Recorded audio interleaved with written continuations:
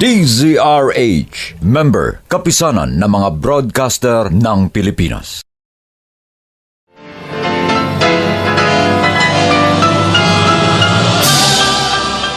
Buong karangalang inihahandog ng DZRH para sa bagong milenyo ang isa pang magandang dula mula sa panulat at direksyon ni Salvador M. Royales. May pangako ang bukas. Ipinain mo ako sa demonyo! Araw-araw pakiramdam ko ang dumi-dumi ko dahil sa kalapastangan na ginawa niya sa akin! Minsan ayoko na magising dahil sa takot na maulit na naman ang isang masamang bangungot. At ang lahat ng ito dahil sa iyo! Ikaw ang nagdala sa akin sa impyerno kinalalagyan ko! May pangako ang bukas. Kasaysayan ng mga kaluluwang lupaypay na ang pusong hapong-hapo sa tindi ng malabis na pagdurusa. Subalit sa kabila ng lahat, huwag kalilimutang paglipas ng isang dapit hapon ay sisikat ang araw na magsisilbing tanglaw sa sinumang tinakasan na ng kawalang pag-asa. Dahil sa likod ng mga hinagpis ay may naghihintay na ligaya. Sa bawat kabiguan ay may makakamit na tagumpay, laki pang pangarap na sa bawat himaymay ng laman ay muling mabuhay ang dugong nananalaytay sa mga ugat at unti-unting mauusal ang mainspirasyong mga katagang. May pangako ang bukas. May pangako ang bukas. Isa na namang natatanging dulang pangradyo na inyong aabangan at kalulugdan, mag-iiwan ng mga magagandang halimbawa at aral. May pangako ang bukas.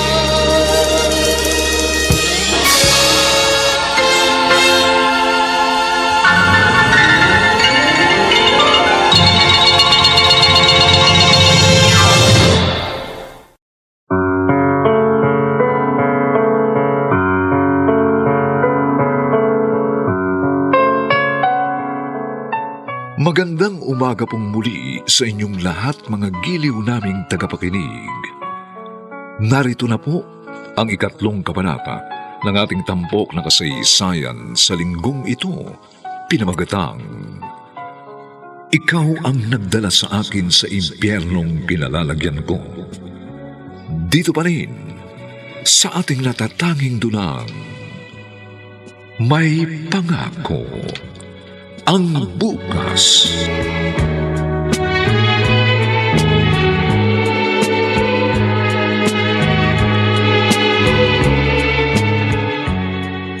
Dito ang kwarto mo, Tesay, ha? Okay po. Sa kabila, kami naman ng Tito Mario mo at ni Tristan, yung kapatid mong 2 years old. Anak niyo po kay Tito Mario? Hindi. Po? Anak ko si Tristan sa ibang lalaki. Ganun po ba? Sige na.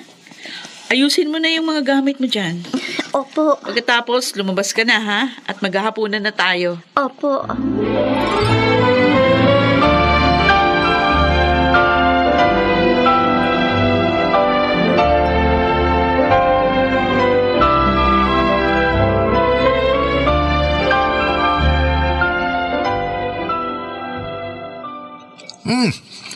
Siya na ba yung panganay mo, Ligaya? Oo. Aba, malaki na pala, ha? Teresa ang pangalan niya. Pero Tisay kung tawagin ng mga umampun sa kanya. Tisay? Po? Ano gusto mo maging paglaki mo, ha? Teacher po. Uy, naku, ayos, ha? Gusto mo magturo? Opo.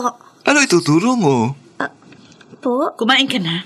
Huwag mong pansinin ang tito mo. Ito naman, oh. Ano ba? Interview ko lang naman para malaman ko kung sino sa inyong dalawa mas matalino. Kumain ka na nga lang, Mario.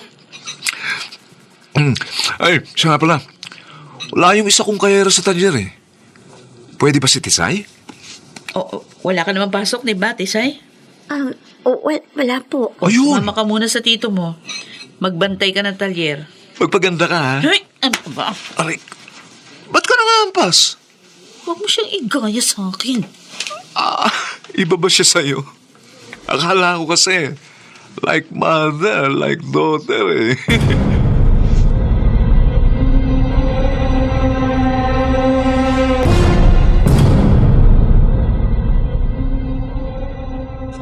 Hi, Miss Beautiful. Magkano nga pala yung babayaran ko? Ay, huwag niyo pong hawakan ng braso ko. Oy. 1.5 po lahat ang babayaran niyo. Oy, Ano ba? anong ginawa mo sa pamangkin ko, ha? Gago ka. Kaayos lang ang sasakyan mo, baka gusto mong yung mukha mo naman ang masira. Ito yung bayad, oh. May ginawa siya sa'yo? Hinawakan po niya ako sa braso. Bakit kasi nasan ba yung kahera dito? Wala raw po eh. Siya nga pala, kilala mo ba ako? Hindi po. Ako si Ferdy. Kapatid ako ng mama mo. Asan ang mama mo? Nasa bahay po. Bakit hindi siya nagbantay dito? Hindi ko po alam eh. Hayaan mo't pagsasabihan ko. Huwag ka na uling pupunta rito, ha? Kahit sabihin ng Tito Mario mo na sumama ka, huwag kang sasama. Nagkakaintindihan ba tayo?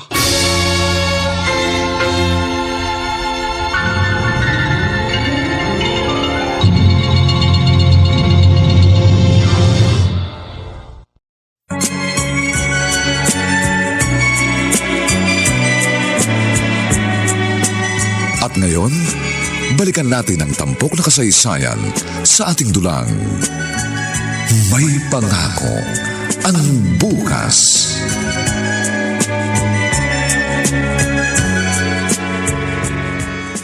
Ligaya, Oh, gusto mo rin bang igaya sa iyong anak mo, ha?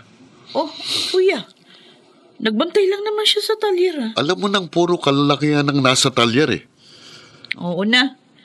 Hindi na mauulit yun. Kung bakit kasi kinuha mo pa yan doon sa umampun sa kanya. Anak ko siya. Dapat akong kasama niya. Ngayon pa, mahigit 1 dekada mo nang pinabayaan ng anak mo. Kaya nga, bumabawi ako ngayon sa kanya. Pwes, ayusin mong pagiging ina sa kanya ngayon. Huwag na huwag mong hayaang magaya sa sayo.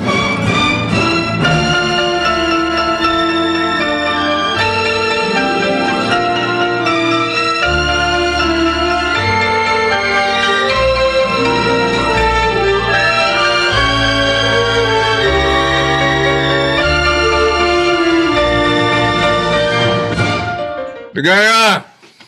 Oh, Kuha mo nga ako ng malamig na tubig. lang. Bilisan mo!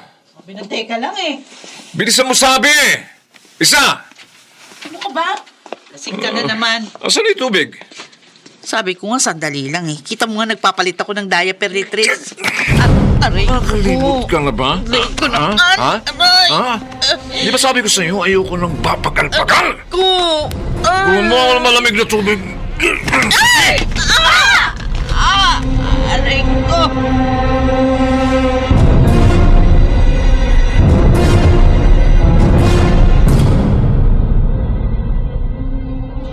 Palagi ba kayong sinasaktan ni Tito Mario?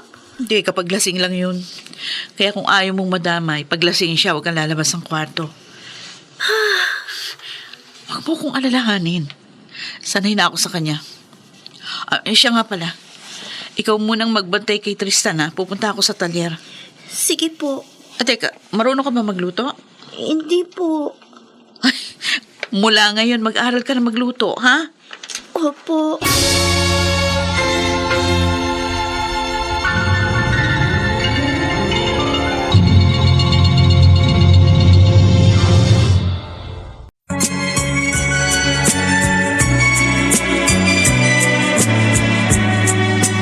At ngayon, balikan natin ang tampok na kasaysayan sa ating dulang.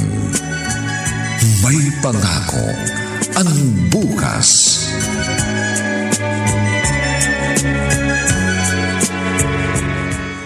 Ay, salamat. Nakatulog na rin si Tristan. Kulit naman kasi ng batang to eh. Buti pa, iligpit ko na itong mga laruan niya. Tapos magluluto na ako ng hapunan. Baka dumating na sina mama. At saka, magtutupi pa pala ako ng mga damit. Tao po! Tao po! Isay! Apa, Ligaya! parang boses ni Inay Marisa. Teka, Naku, ang itsura ko. Hindi ako pwede makita ng nanay ko na ganito. Magbibihis muna ako.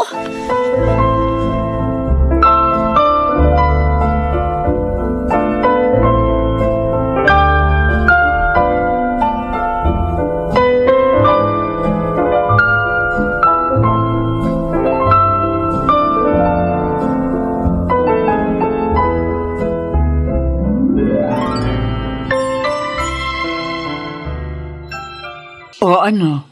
Kumusta ka naman dito? Okay naman po ako, Nay.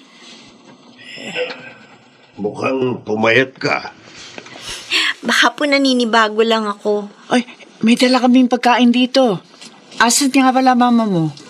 May binili lang po, Nay.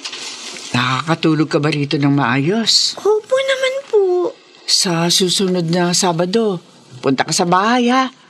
Doon ka matulog ng isang gabi ha. Opo, Nay. Pagpapaalam na kita sa mama mo. Tisay? Oh, nandito na siya, Ma. Andito na si Nanay Marisa. Ay, ma'am! Nandito pala kayo. Binisita namin tun si Tisay. Ay, ganun ho ba? Naku, pasensya na kayo, makalat ang bahay. Ganito kasi kapag may bata. Bata? Oo nga pala, hindi ko nasabi sa inyo. May anak ko akong 2 years old. Ha?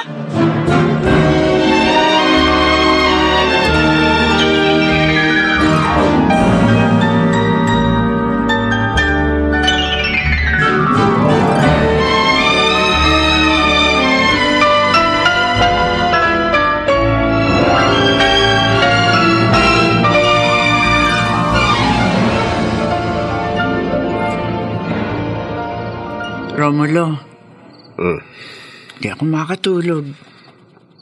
Ako rin eh. Iniisip kong kalagayan ni Tisay sa bahay na yun.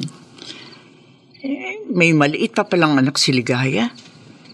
Iniisip ko, ano kaya si Tisay doon? Paano yung pag-aaral niya? Mukhang napapagod ng masyado ang bata. Kitang-kita ko kanina, pinayat niya eh. Iniisip ko tuloy ngayon kung tama ba yun na pinayagan natin sumama siya kay Ligaya. Kaya lang, hindi naman natin pwede ipagdamot kay Ligaya yung anak niya. Kung kunin na lang kaya uli natin si Tisay. Naku, hindi papayag si Ligaya. Pero sa tingin ko, hindi makabubuti kay Tisay na naroon.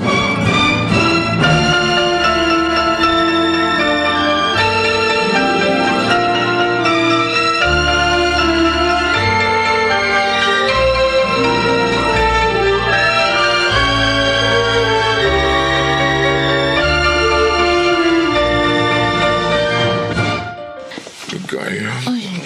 Mario, ano ba? Bakit? Nandito tayo sa kusina. Okay, Mamaya no? lumabas si Tisay. Ano naman, ha? Sanay ka naman ang galit mo, ha? Pwede ba? Huwag kang malikot. Dito na lang tayo sa kwarto. Bakit? Ha? Hindi ka na sanay magubad na may ibang nakakakita, ha? 2 taon ka pa lang namang tumitigil sa pagiging pokpok, ha? Di ba? Pwede ba, Mario? Bakit? Ayaw mo malaman ang anak mo naging parausang ka ng mga lalaki, ha? Walang...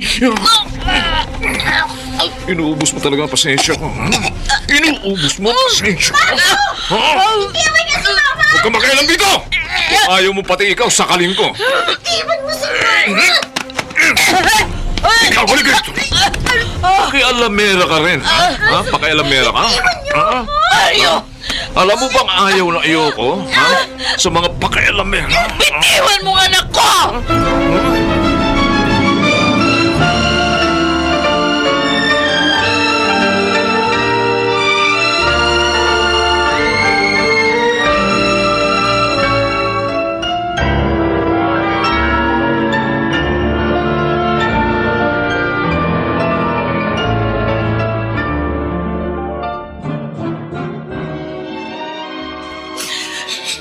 Hindi ba pinagsabihan na kita?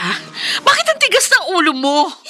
Sabi ko sa'yo, huwag kang lalabas ng kwarto at huwag ka rin nakikialam kapag nag-aaway kami. Ma, hindi ko kaya panoorin lang na sinasaktan ka ni Tito Mario. Bakit? Ano ba kaya mong mong gawin, ha? Tingnan mo nangyari ngayon, pati ikaw nasaktan. Hiwalayan niyo na lang siya! O pagkatapos ano? Manglilimos na naman ako para mabuhay, ha? Pwede naman kayo magtrabaho, ah.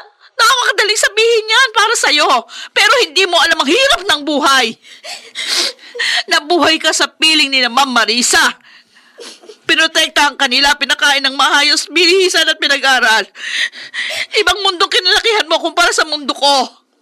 Wala kang alam sa hirap at impyerno pinagdaanan ko, kaya wag na wag mo akong pangungunahan. At higit sa lahat, sumunod ka sa akin para wag ka mapahamak.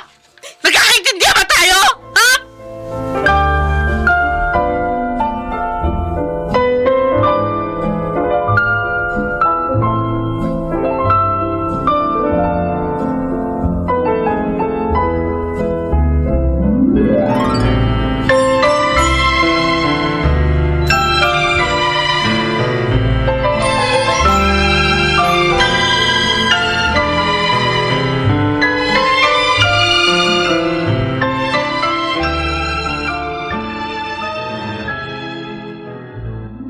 Ayan. Napalitan ko na ng diaper si Tristan. Maglalaba muna ako. Ma? Ano yung suka niyo, ah? Nung isang araw pa yan. Tisay, Po? alam ba ni na Ma'am Marisa ang mga nangyayari dito? Nagkwento ka ba sa kanila? Hindi po. Ayoko mag-alala sila. Buti naman. Bakit po? Ayokong malaman nila ang sitwasyon natin. O nga pala, kaya ako suka ng suka kasi buntis ako. Ano po?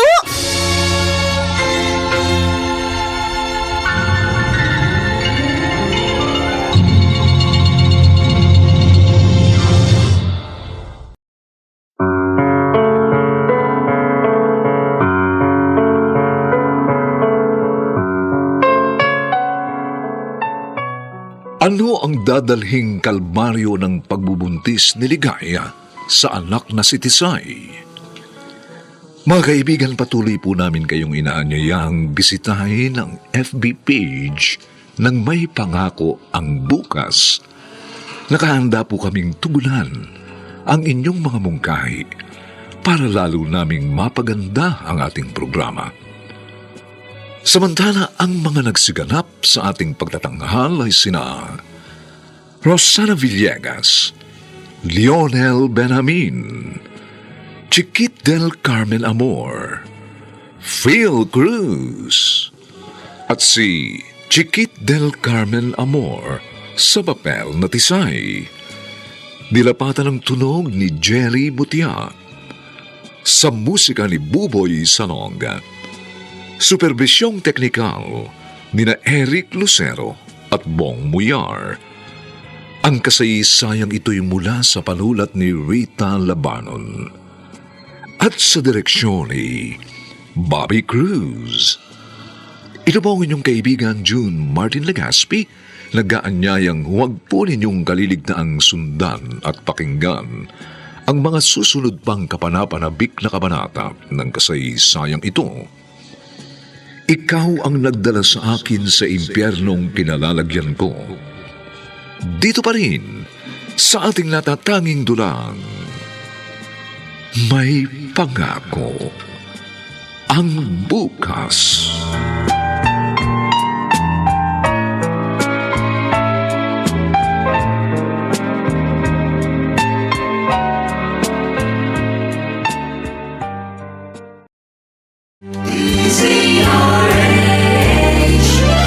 DZRH, member, kapisanan ng mga broadcaster ng Pilipinas.